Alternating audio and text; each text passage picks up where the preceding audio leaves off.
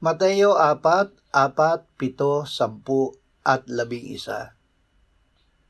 Si Jesus ay sumagot sa diablo, "Nasusulat, hindi sa tinapay lamang mabubuhay ang tao, kundi sa bawat salitang lumalabas sa bibig ng Diyos."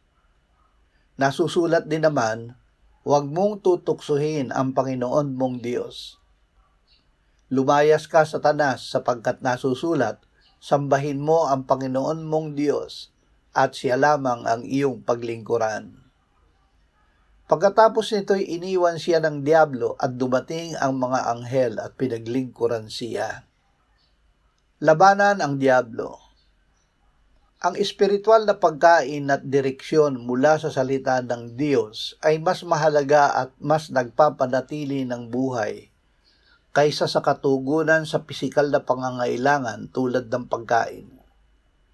Mamuhay tayo na nakatuon ang ating kalooban sa pagsunod sa bawat utos ng Diyos.